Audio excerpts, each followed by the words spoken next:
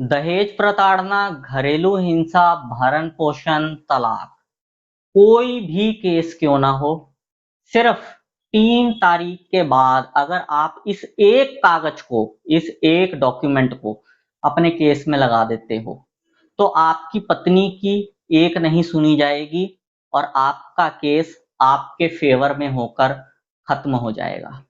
तो दोस्तों, इसी टॉपिक के ऊपर आज की इस वीडियो में हम बात करने वाले हैं। इस वीडियो को बिना स्किप करे शुरू से लेकर एंड तक पूरा जरूर देखना, कहीं से भी स्किप मत करना, ताकि पूरी जानकारी आप लोगों को ठीक से समझ में आ सके।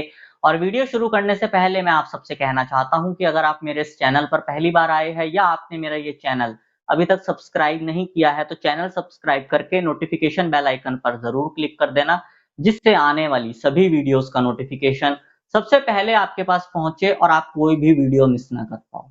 और अगर आपने अभी तक हमें सोशल मीडिया जैसे कि फेसबुक या इंस्टाग्राम पर फॉलो नहीं किया है, तो इस वीडियो के डिस्क्रिप्शन में मैंने हमारे सभी सोशल मीडिया अकाउंट्स के लिंक दे दिए हैं। इस वीडियो के डिस्क्रिप्शन में जाकर उन लिंक्स पर क्लिक करके आप हमें सोशल मीडिया पर भी फॉलो कर सकते हैं।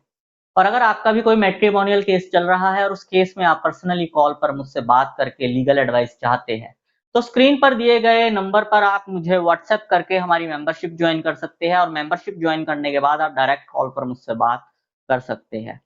तो चलो दोस्तों, आज की इस वीडियो को आगे कंटिन्यू करते हैं। दोस्तों, कई बार आप लोगों के केस में क्या होता है कि अगर आपकी पत्नी आपके ऊपर घरेलू हिंसा, दहेज प्रताड़ना या फिर भरण पोषण या तलाक जैसा कोई भी केस आपके ऊपर दर्ज करवा देती है, या फिर आप अपनी पत्नी से तलाक लेने के लिए कोई भी केस दर्ज करवा देते हो, तो आपकी पत्नी कोर्ट में आती नहीं, डेट पड़ती रहती है और आप कोर्ट कचहरी के चक्कर काटते रहते हो।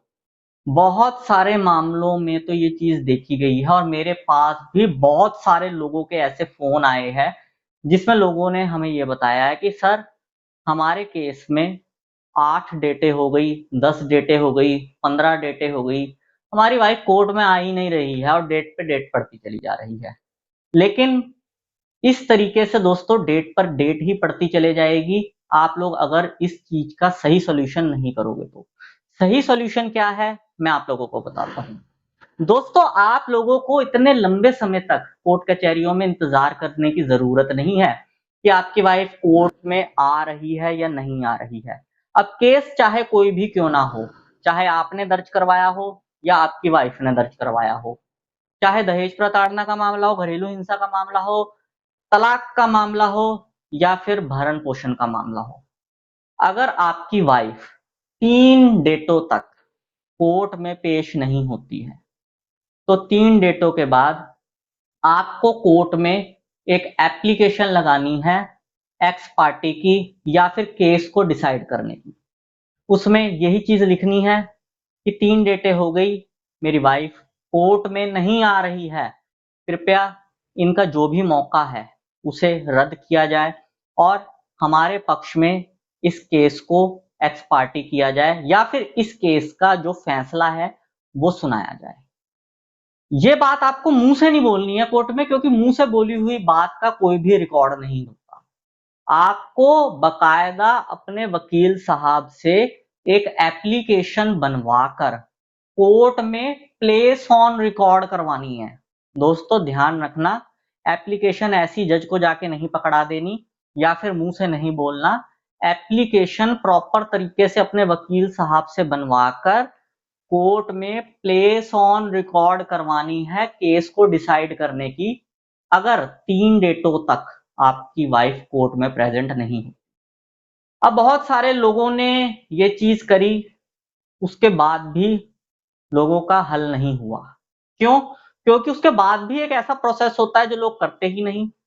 देखो दोस्तों, वैसे मैं आप लोगों को बता दूं, ज्यादातर मामलों में अगर आपने केस को डिसाइड करने की एप्लीकेशन प्लेस ऑन रिकॉर्ड करवा दी है, तो जज की फिर मजबूरी बन जाती है कि उसे फैसला देना पड़े। उसके बाद जज साहब को फैसला देना ही पड़ेगा। लेकिन बहुत सारे मामलों में ऐसा होता है कि कुछ इस टाइप के ढीठ जज आके कोर्ट में बैठ जाते हैं, जो कि टोटली महिलावादी और फेमिनिस्ट टाइप के जज होते हैं। बिल्कुल औरत खोर टाइप के वो लोग होते हैं, और वो आपकी बिल्कुल भी नहीं सुनते।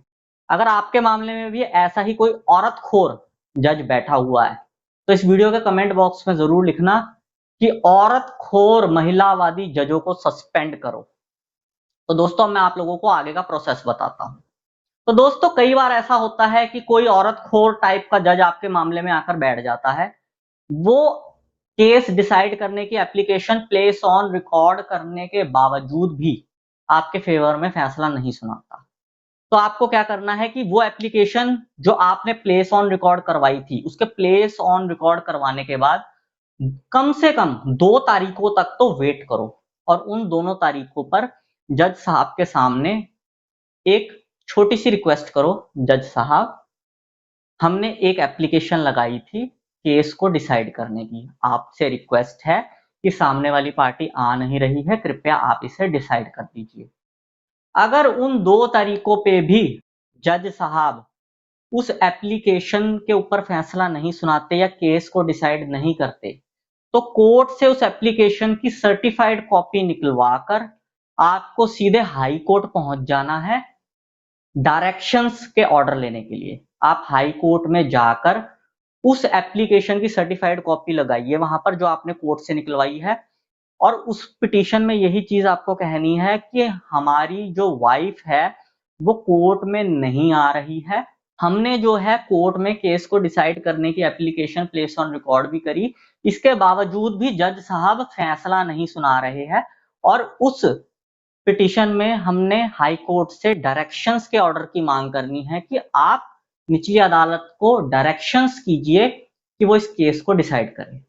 हाई कोर्ट 1 या 2 डेट के अंदर अंदर ही इसका फैसला सुना देती है और डायरेक्शंस के ऑर्डर दे देती है, एक टाइम लिमिट फिक्स कर देती है, निचली अदालत को आदेश दे देती है 3 महीने, 4 महीने या 6 महीने, इससे ज्यादा का टाइम नहीं होता, इससे कम कम का ही टाइम रखती है हाई कोर्ट, और ये आदेश देती है निचली अदालत को कि इस टाइम पीरियड के अंदर अंदर आप केस को डिसाइड करो।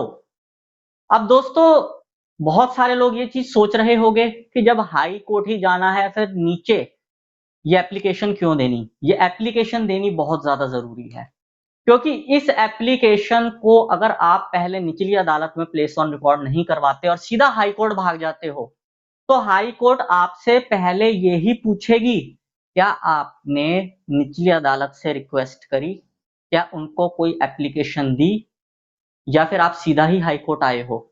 अगर आप बोलोगे कि सीधा ही हाई कोर्ट आए हो, तो हाई कोर्ट यही कहेगा जाओ पहले निचली अदालत में जाकर वहां पर रिक्वेस्ट करो, वहां पर एप्लीकेशन दो, और आपकी पिटीशन हाई कोर्ट वाली रिजेक्ट हो जाएगी, आपके पैसे भी बर्बाद जाएंगे।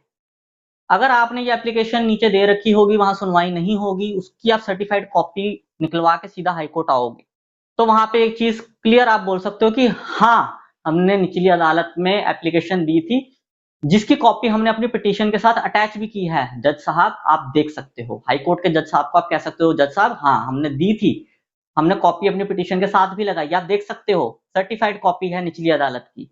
फिर भी निचली अदालत ने कोई भी फैसला नहीं सुनाया, हाई कोर्ट की मजबूरी बन जाएगी कि 1 से 2 डेटों के अंदर अंदर वो डायरेक्शन के ऑर्डर पास कर दे। इस तरीके से आप अपना कोई भी केस हो, चाहे वो दहेज प्रताड़ना का, घरेलू हिंसा का, भरण पोषण का, तलाक का है, सेक्शन 9 का कोई भी केस है, उसको आप डिसाइड करवा सकते हो अगर आपकी पत्नी कोर्ट में नहीं आ रही है और कोर्ट उसके बाद भी डेटों पे डेटे डाले जा रहा है।